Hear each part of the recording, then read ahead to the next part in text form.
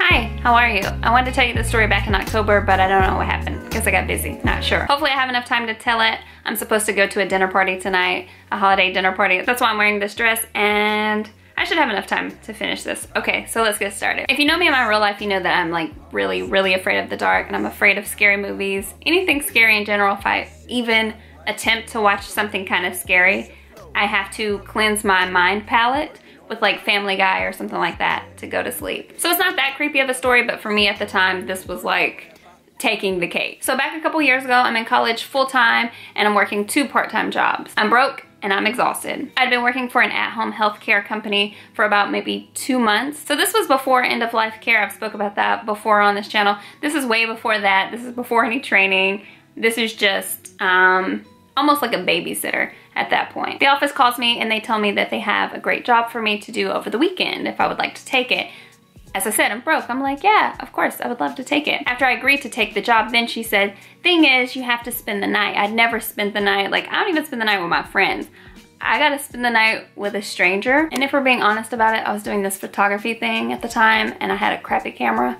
So I really did this job so that I could afford a better camera, or I was trying to upgrade a lens. There was a camera addiction behind this. Even after finding out that I had to spend the weekend, I was like, it's okay, I can do it. I'll just smile through it, I'm good. So the deal was for me to stay with her Friday afternoon, Friday night, all day Saturday, all day Sunday, and then Monday morning. Like Monday morning, someone else would come in to relieve me and then I could go home. At this point, every job that you went to, they just gave you a printout of like age and health and status, the things that they could do by themselves, the things that they would need assistance with. It was very simple.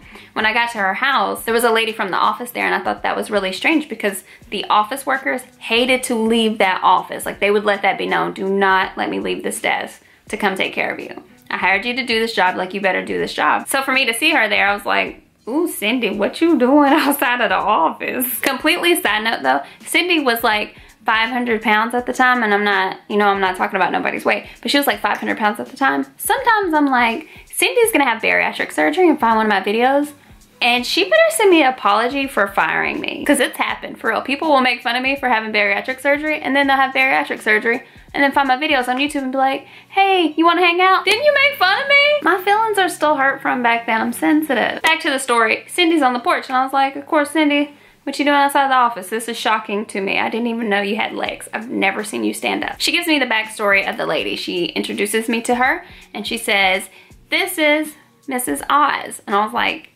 her name is Oz. What? Red flag number 1.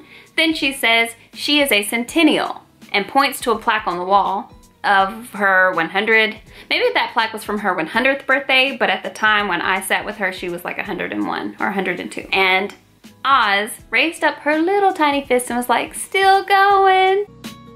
Okay, cool. Then she takes me outside and gives me kind of like a little tour of the property, and she tells me, she was like, did you notice how nice and well kept the house is? And I was like, yeah, it's very pristine.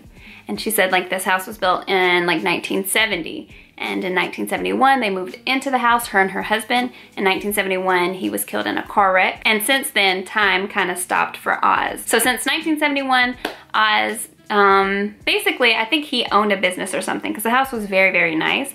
But the house had received no updates whatsoever, but it didn't need any updates because they never had children. There wasn't even any like wear and tear on the carpet or anything like track patterns. And it had plush shag carpet in green and orange. It had like new linoleum. I mean, it looked new. It was still very shiny, like a giraffe print in the kitchen and in the bathrooms. She was using the china that she had received as a wedding gift, and it was very big of like, be very careful with this. Place this down gently. Do not break anything, because it's not just like breaking a Corelle bowl or something like that. If you broke something in that house, it just meant a whole lot more. Like the dishwasher and the refrigerator were yellow. The toilets were pink. And one of the bathrooms was all blue. Everything was completely brand new, but brand new to 1970. Her husband had a brand new car at the time. I think it was a Pontiac. It was in the garage, brand new condition. The only new things in the house were medication and groceries. So same clothes, same furniture,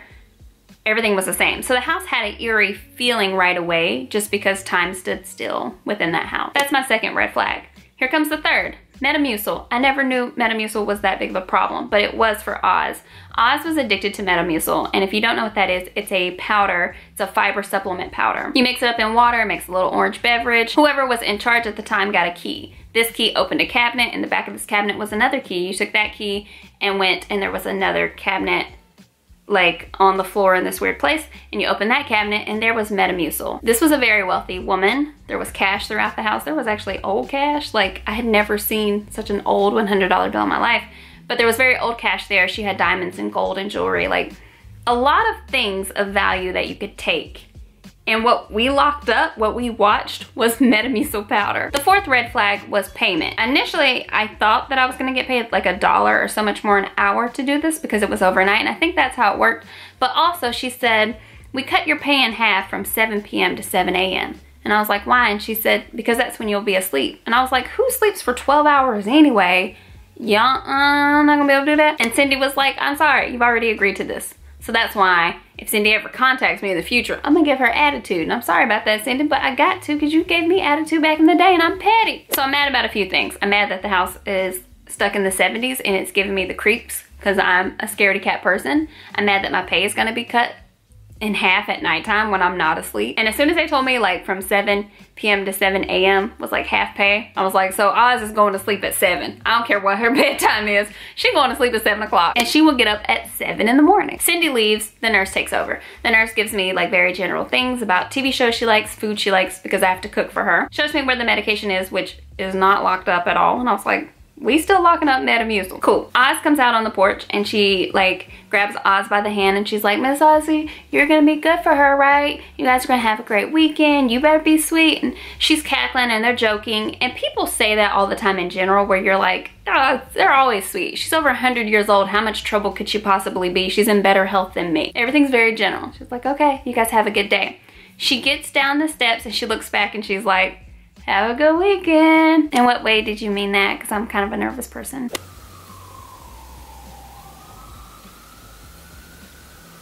Yep, downtown. It's cool, huh? She gets into her car. She gets to the end of the driveway. She gives a little boom boom on the horn.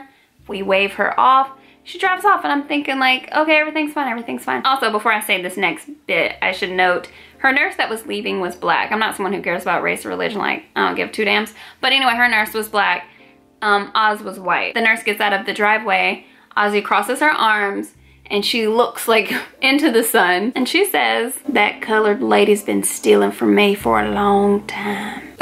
Say what? I immediately looked down at this odd little yellow whatever I got going on here and was like, I be damn. I knew. I was like, oh, she's gone. Cindy's gone. Who's gonna take care of me? I ignore it. I'm like, 3 days. You gotta do this, girl. You good. We go inside. We watch a little bit of TV. 10 minutes into watching TV, she says, are you thirsty? And I'm like, no, ma'am, I am good. And she says, I sure am thirsty. And I was like, no problem. What would you like to drink? She says, do you think I could have some Metamucil? And I was like, no, going based off of your sheet they gave me, that's at dinner. She then tries to convince me that her nurse didn't give it to her at lunch and that she really needs some more. 30 minutes goes by and she's like, I just don't feel right. I just think a glass of Metamucil will calm me down. Let's watch some more TV. So we spent about 2 hours watching TV and me distracting her from the Metamucil. Dinner comes, I make a dinner that is on the sheet. I take my special key, open the cabinet, get the other key, open the other cabinet, get the Metamucil out. The whole time I'm mixing the Metamucil, instead of eating her dinner that's right in front of her, she's watching me stir it like this.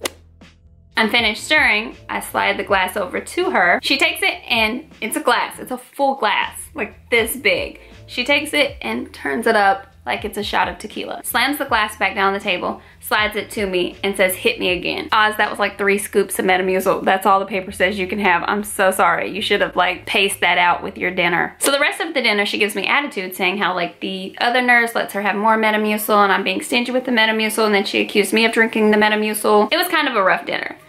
Dinner's done. She decides that she wants to have a shower. She takes a shower, she gets out, she pretends to be winded. When I go to assist her, again, she's like, it's just because I don't have Metamucil and you didn't give me any for dinner. I'm pretty sure I gave you a full glass at dinner. I don't know why you come in this house with all these lies, girl. Okay, that's good. So here comes the scary part. It's time for bed. I took the quickest shower I've ever taken in my life. I don't really relate to mothers too much, but the whole time I'm showering, I'm like, she better not be in that Metamucil. That's all I know. I always make sure I'm dry before I pull my clothes on.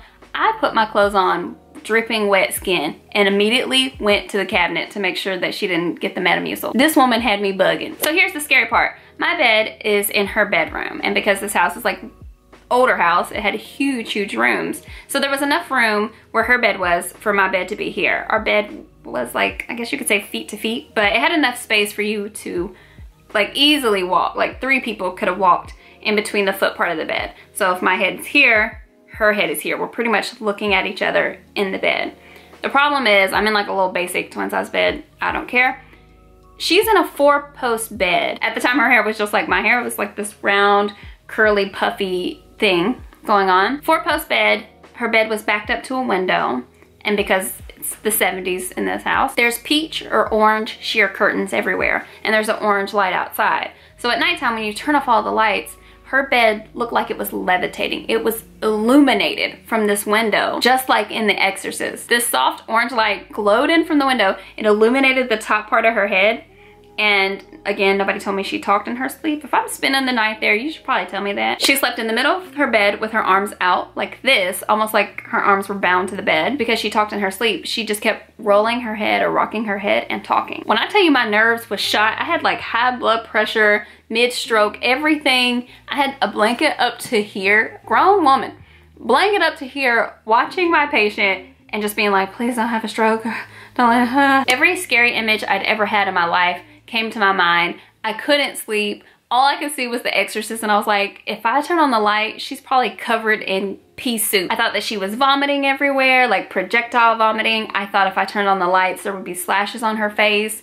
When I tell you I'm afraid of the dark and that my mind just, I don't know what my mind is doing, but it just makes this huge problem. It makes a huge scary scene in my head. Everything was happening. Jason was coming out, Freddy was there, Hellraiser was in the closet, Chucky was under the beds. Everything that could go wrong for me went wrong. A little part of this was like karma because they said I wasn't getting paid from 7 p.m. to 7 a.m. I put her in the bed at 7 p.m. When all the lights went out and I saw how scary the house was at dark, I was like, you wanna watch Golden Girls? We could probably watch that till like 2, 3, 4 a.m. To which she was not having. She literally said, hush girl, I'm trying to sleep. Yeah, cool, no big deal. Huh. Needless to say, the first night was just really bad. I probably slept about an hour. She gets up pretty early, which I'm thankful for. I make us breakfast. She has Metamucil. Anytime she has the Metamucil drink, she cheers up. Like even as she has it, she kind of like rocks her body, or her little feet will be doing like this.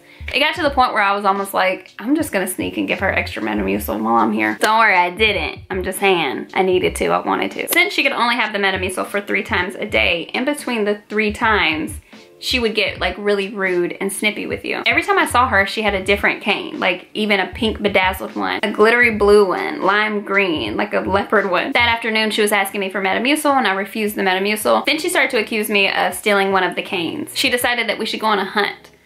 So we went throughout this entire, it's a pretty large home, 1970s home, large, creepy, cold house. We went through the whole thing looking for these canes. Didn't find any. After dinner, when she had the Metamucil powder, and she was kind of out of my sight, but I heard a noise and I went to go see what the noise was. She's in a closet with one of those umbrella canisters, like a big, almost like a large barrel. It probably had 100 canes in it, no exaggeration, all kinds of like just really funky, cool looking canes. And I said, here's the canes that you were looking for earlier. And she was like, oh, how about that? And I said, didn't you accuse me of stealing these? And they've been in here the whole time? Digging in this mass tunnel of canes. She looks back over her shoulder like this. Yeah, sure, don't apologize to me, huh? My feelings are good. So we would have highs and lows of this attitude, accusing me of things and then being like, oh, here it is, right after she had some Metamucil. She would frame you if you did not give her that Metamucil. By day 2, I kind of noticed her pattern of doing things. If it wasn't time for Metamucil, she was kind of on edge. She was very irritated. She didn't want me to speak to her. She didn't want me to talk about anything. She didn't want me to walk around the house or to kind of like be out of her sight. So she had a special recliner that she sat in and it pointed directly at the television. I sat here to the right of her on a sofa. As I said, I'm in college. I have all of my law books and that's pretty much what I'm doing. Like I remember in particular one book that I was reading in huge print on the side. It said Alabama law. As soon as you opened it, like obviously the cover, Alabama law, very large. So I have this book open, I'm taking notes, and she says, "Are you reading a graphic novel?" or something like that. And I held it up and I was like, no, it's a law book. And she goes, "Oh, I thought Alabama law was something racy." And I was like, it kind of is kind of racy. But as you would go to answer her question, she would say, "That's enough." And she would like go back to watching TV or go back to whatever it was that she was doing. So obviously by now I've learned like, this is how you are.